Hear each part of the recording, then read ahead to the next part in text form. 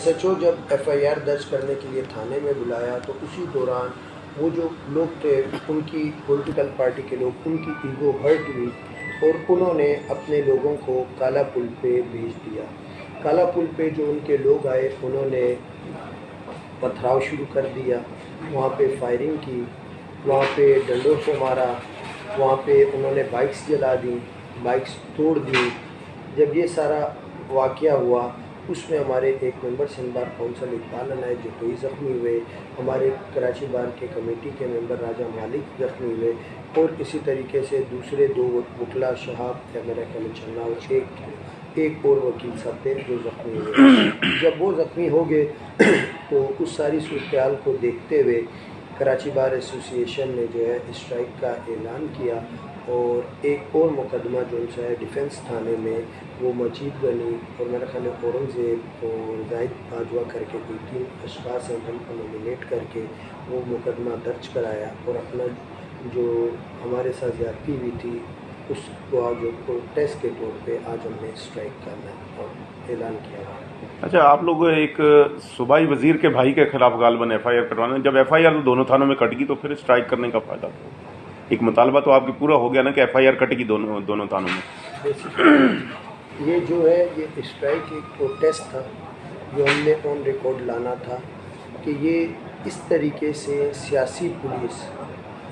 وہ پولیس جو ان کی مرضی کے بغیر پر بھی نہ مارے اور ویڈیوز موجود ہوں،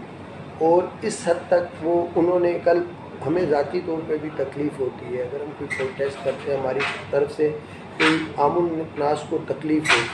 ایک روڈ پہ آنا پڑا، 4 گھنٹے 5 گھنٹے روڈز بند ہیں، شہر فیصل بند ہے، کسی بھی طور پہ نہ ہمیں سوٹ کرتا ہے نہ ان کو سوٹ کرتا ہے۔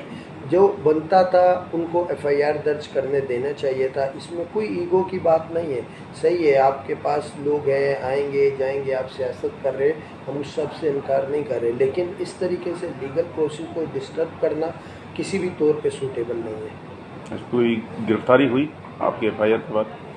ابھی تک کوئی گرفتاری نہیں ہوئی، کیونکہ رات کو پہلے ایف آئی آر نہیں ہو رہی تھی۔ ایف آئی آر وہ چاہ رہے تھے کہ نامعلوم لوگوں کے خلاف کٹ جائے، تو پولیس، ہم نے اس پہ پھر ریزسٹ کیا، ہم نے کہا کہ یہ نامعلوم لوگوں کے خلاف نہیں کٹے گی، جو لوگ وہاں موجود تھے وہ ان کے خلاف تو کٹے گی، باقی جو ان سے ہے جن کا آپ کہہ رہے ہیں کہ چلو یہ موجود نہیں تھے، فون کہتے ہیں، تو وہ انویسٹیگیشن میں پھر آ جائے گا، جو بھی ہوگا سامنے ہو جائے گا۔ عام بندے سے ہوتے ہیں وہ تو ریزولو ہو جاتے ہیں، لیکن جب سامنے پھر کوئی مافیا آ جاتی ہے، کسی بھی، چاہے پولیس مافیا ہو، چاہے پولیٹیکل مافیا ہو، چاہے کرمنل مافیا، تو وہاں پھر ایشو بڑھ جاتا ہے، ریزسٹنس بڑھ جاتی ہے، کیونکہ وہاں پہ جو یہ انتظامیہ ہے، جو پولیس ہے، یہ ملی ہوئی ہوتی ہے اس کی۔ کل جب وہ پتھراؤ ہوا تو پولیس ہم سے تقریباً میرا خیال ہے 15 قدم کے فاصلے پہ کھڑی تھی، وہ انجوائے کر رہے تھے۔ اچھا، جب پتھراؤ ختم ہوا تو آنے لگے تو میں نے ان کو منع کر دیا،